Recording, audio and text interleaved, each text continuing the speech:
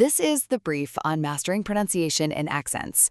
So if you really want to change how you speak, you've got to stop treating language like it's some mental exercise. It's not. It's a physical sport and a high-stakes performance.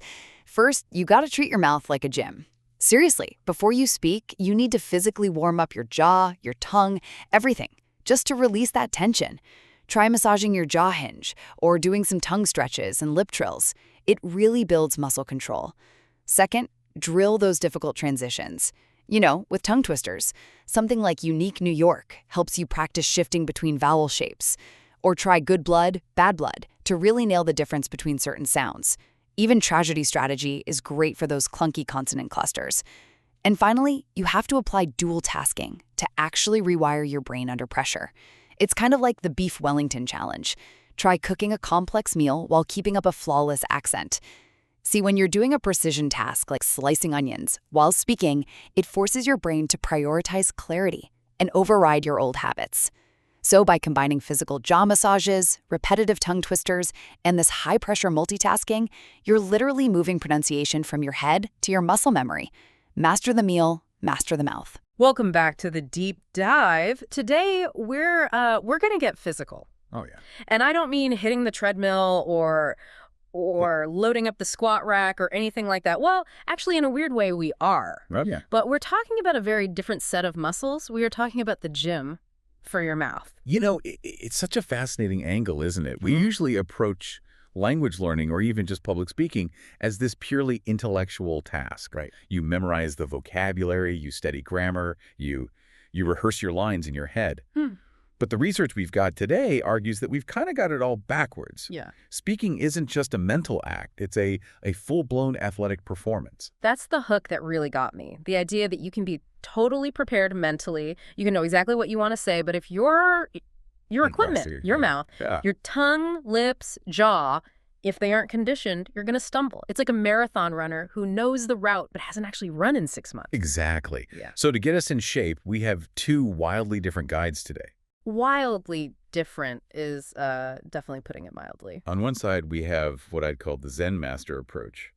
It's a 15-minute morning yoga routine, but specifically for your face. It's gentle, it's progressive. It's all about awareness. And then on the complete opposite end of the spectrum, we have a source that proposes something that, I mean, it honestly sounds like a culinary boot camp from hell. Right. It's a high-stakes challenge to teach you a posh, upper-class British accent, receive pronunciation, while you're cooking a beef Wellington. Which, I have to say, having looked at the recipe, is a nightmare dish to cook, even if you're perfectly silent. Oh, completely. You've got puff pastries, searing beef, mushroom duxelles. Yeah. Adding a linguistic drill on top of that seems almost cruel. It seems masochistic, but apparently there's a method to the madness. So our mission today is to explore these 2 extremes. You know, how do we hack our brains and our bodies to master new sounds? Is it through the gentle, focused path, or is it through what one source calls culinary phonetics, mastery through stress? It's the classic tortoise and the hare, but with a lot more butter. Exactly.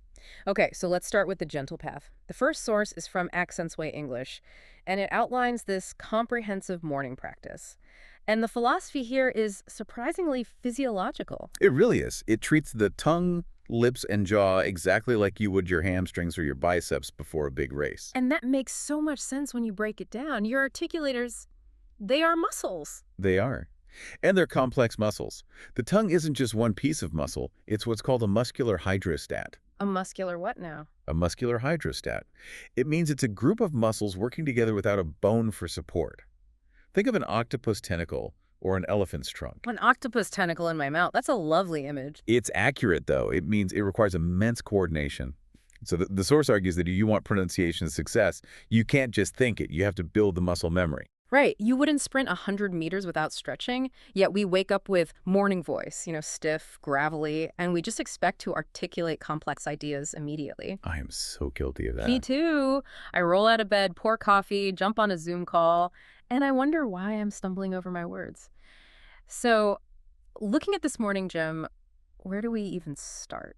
The source puts a huge emphasis on the jaw. The jaw is the gatekeeper. Most of us hold a tremendous amount of tension in the masseter muscles. That's the hinge right there. Okay. When we're stressed, we clench. When we sleep, we grind. So this source instructs us to physically find that hinge and massage it. But here's the key detail. You don't just rub it, you do it while humming. Why the humming? Is that just, to make it meditative, or is there a mechanical reason for it? Oh, there's a mechanical reason. It's acoustic physics. Yeah. Humming creates vibration, and you're trying to vibrate the mask of the sinus cavities, the front of the mouth. Yeah. And that vibration with the massage helps release the tension, and it brings the resonance forward. It banishes that vocal fry, that gravelly sound, and moves the voice where it can project better. Okay, so we've loosened the hinge, the gate is open. Now we move to the star of the show, the tongue. The source calls this tongue aerobics.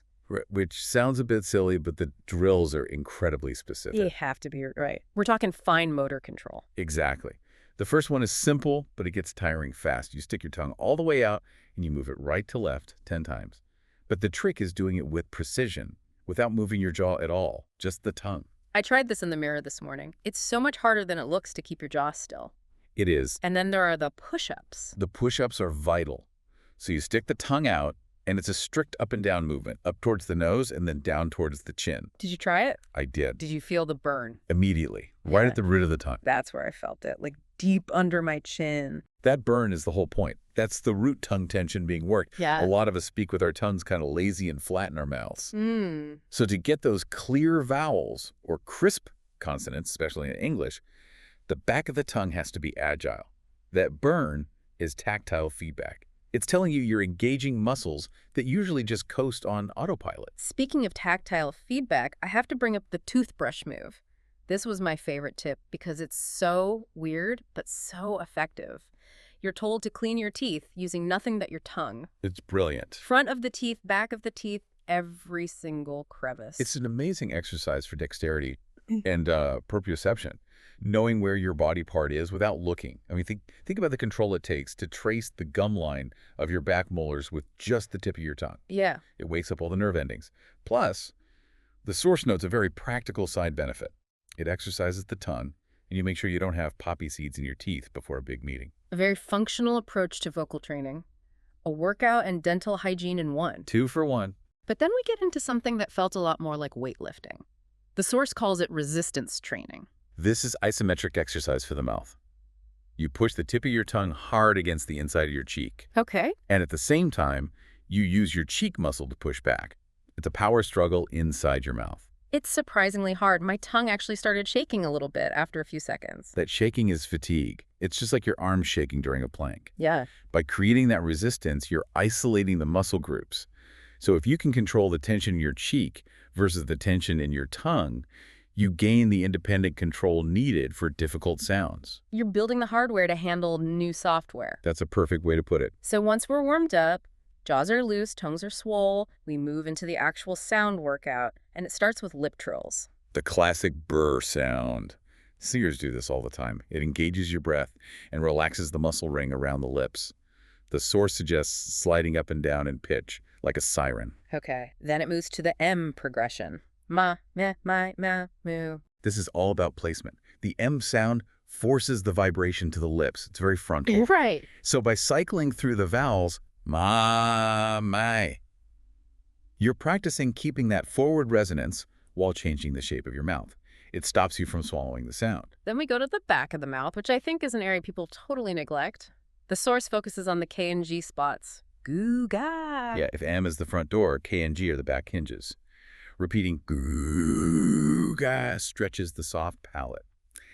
And then, and this is the part I found most interesting, the source prescribes yawning. Yawning is an exercise. I thought that was just me being bored. It's one of the best vocal exercises you can do. When you yawn, feel what happens in the back of your throat. It all opens up. The soft palate, that squishy part on the roof of your mouth, lifts way up. The throat opens. If you want a resonant, clear voice that doesn't sound nasal or pinched, you need that space. Yawning trains your body to know what open feels like. Okay, so we've done the weightlifting, the stretching. Now comes the cardio, the tongue twisters. Or, as the source calls them, sprints. Because speed and precision are the goals here. But they aren't random phrases. They're targeted. For example, unique New York. Unique New York. I always trip over that one. My mouth feels like it's trying to turn inside out. That's because of the glides. You're moving from the U sound to the new sound. Oh, yeah. It requires the tongue to arch and flatten really fast. Right. It's a drill for flexibility. And then there's good blood, bad blood. Sounds like a Taylor Swift song gone wrong. It does. But why that specific phrase? It's a vowel drill. You're switching between the back open vowel in good and blood to the front vowel in bad. It forces the tongue to jump back and forth, front to back rapidly. It's like doing suicides on a basketball court, but for your tongue. And then there's tragedy strategy, which is all about rhythm. But the source doesn't stop there. This is where I think the deep dive value really kicks in. It talks about chunking. Yes, this is crucial for anyone wanting to sound natural, specifically in American English. If you say every single letter perfectly, you actually sound robotic. Or foreign. Right. Native speakers use reductions. We squish words together. The source gives the example of, what do you becoming would I? Exactly. Or going to becomes gonna. But the specific focus on could have becoming coulda is a great technical example. How so? The source notes that the D in coulda isn't a hard D, it's a flap. It sounds like a Spanish R, coulda. If you can master that little flick of the tongue, that lazy efficiency, you instantly sound more fluent. It's ironic, isn't it? To sound better, you have to be a little bit lazier. Controlled laziness. That's the secret. And that's the morning routine. It's calm, it's progressive, it's about building awareness and muscle. Now, let's throw all that zen out the window. Indeed. Let's enter the kitchen. We are shifting to the high-stakes Beef Wellington Challenge.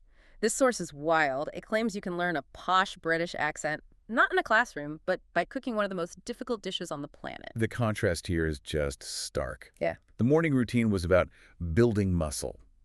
This method is based on dual tasking and cognitive overload. Explain that to me. Why would making my brain busy help me learn an accent? I mean, if I'm worried about burning a steak, wouldn't I just revert to my normal voice? That's the risk, Yeah. and that's exactly the point. The neuroscience behind it is fascinating. The idea is that when your brain is under pressure, like when you're trying not to slice your finger off, it abandons its conscious efforts and it seeks efficiency. Right, the default setting. Exactly. Yeah. But this method argues that mastery is precision under pressure. If you can maintain the target accent while your brain is screaming about hot oil and puff pastry, you've moved that accent from a conscious effort to an unconscious one. You were literally overriding your panic response. Wow. Okay, so let's walk through the drills. It starts with the onion. Stage 1, precision slicing. You're dicing an onion in a Brinoise style. That's a very, very fine dice. Okay, intense focus. Right. And while you do this, you have to practice long versus short vowels. The words are calm, cart, pass. Calm cart pass. Very posh. And notice that long A. It's not pass like football. It's pass. And the source connects the fine motor control of the knife to the speech centers in the brain. It claims the cerebellum, which controls fine movement, activates to enhance speech timing. The mantra is, the steadier the blade, the steadier the voice. That is intense. The steadier the blade, the steadier the voice. It's like something a Jedi would say. It gets more cinematic. Stage 2 is the searing test. You're putting the beef tenderloin into hot oil. It's sizzling, it's popping. Timing is everything. And what are we shouting at the beef? You are drilling crisp consonants and aspirated T's. The phrase is terrifically tender temperature. Terrifically tender temperature. Try saying that while avoiding third-degree burns. That's the challenge. In elite kitchens, you control the heat. In elite British speech, you control the consonants. You have to aspirate the T's so a little puff of air comes out. Terrifically tender. The source explicitly says softness is failure here. You have to attack them. You do. But then we get to the part that stresses me out the most just thinking about it. The mushrooms. The duck cells reduction. If you've ever made this, you know you have to cook all the moisture out of chopped mushrooms. It requires continuous rhythmic stirring. You can't stop. And the rule is you have to narrate your actions continuously. Yes, in full RP, no pauses, no filler words like or ah. You have to say things like, I am delicately reducing these mushrooms. With discipline, precision. Exactly. This targets flow and breath control. The idea is that stress usually makes us hold our breath or use filler words. This drill forces you to keep the speech rhythm flowing. You are rewiring that default panic setting. It's like brainwashing yourself with mushrooms. Which brings us to the final exam, the assembly. Wrapping the pastry. delicate work. You can't tear the dough. If you tear it, the whole thing is ruined. Right. The source calls for deliberate dexterity. The phrase is, the extraordinarily delicate pastry requires deliberate dexterity. That is a mouthful. Extraordinarily delicate pastry. That's a lot of syllables to juggle. It's all about the prosody, the music of the sentence, and then finally the oven test, the final judgment. While the dish bakes, the learner has to speak without any hesitation. And what are the stakes? High. The source claims that if your accent breaks, if you slip back into a lazy consonant, you have to start again. Start the sentence again. Or the whole dinner. Whether that's symbolic or it means literally throwing the beef Wellington in the trash is up for interpretation. I am not throwing a $50 tenderloin in the trash because I dropped my T's. That's just financially irresponsible. Maybe not. But the mental pressure of that threat is what matters. It creates a consequence for poor speech. So it's essentially saying, if you can't say it right, you don't get to eat, which is a powerful motivator. It is. It taps into primal reward systems. So, okay, we have these two wildly different methods. The morning gym, relax, massage, tongue push-ups, and the culinary challenge. Stress, knives, searing heat. Which one is actually better? Well, they serve two different phases of learning, I think. The first one, the yoga approach, is about building capacity. It's bottom up. You're training the individual muscles to physically make the sounds. Right. You can't aspirate your T's over a hot stove if your tongue doesn't know how to hit the roof of your mouth correctly. Precisely. You need the gym first. But the second method, the beef Wellington approach, is about application. It's about automaticity. It's top down. It argues that you don't truly know a skill until you can perform it when things are going wrong. It's the difference between hitting a tennis ball against a wall and playing a match point at Wimbledon. Exactly. So ideally, you do the tongue push-ups in the morning to build the instrument. And then sear the steak at night to test the player. They agree on one thing, though. Repetition and physical awareness are key. The lesson is the same. Language is physical. You have to train the body, not just the mind. I love that. It takes the pressure off the idea that you're just bad at languages. Right. I hear that all the time. I just don't have an ear for it. Maybe it's not your ear. Maybe it's your tongue. Maybe you just haven't done enough reps. Maybe your mouth just needs a gym membership. Or a sous chef. Or a sous chef. So what does this all mean for you listening? If you're prepping for a presentation, maybe don't just read your notes, check your teeth with your tongue, do some lip trills in the car. And if you're trying to learn a new language, try integrating it into physical tasks. It doesn't have to be beef Wellington. It could be folding laundry. Maybe try conjugating Spanish verbs while you're chopping onions.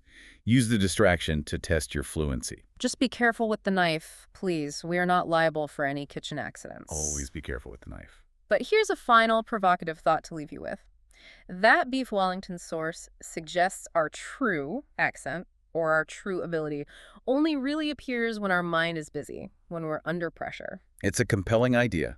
We all have a mask we wear when we're calm and in control. If that's true, what other skills or even personality traits are we only faking until we're put under extreme pressure? Are you really a calm person, or are you only calm when you aren't searing a steak? It's the squeezed orange theory. When you get squeezed, what comes out? Is it juice or bitterness? Is it a perfect British accent, or is it a string of curses in your native tongue? That is deep. I'm going to be thinking about that while I make dinner tonight. Narrate it in a British accent, see what happens. I just might. I am delicately microwaving this leftover burrito. It doesn't quite have the same ring to it. Keep practicing. You'll get there. Thanks for listening to The Deep Dive. Go do a tongue push-up, watch your consonants, and we'll catch you next time.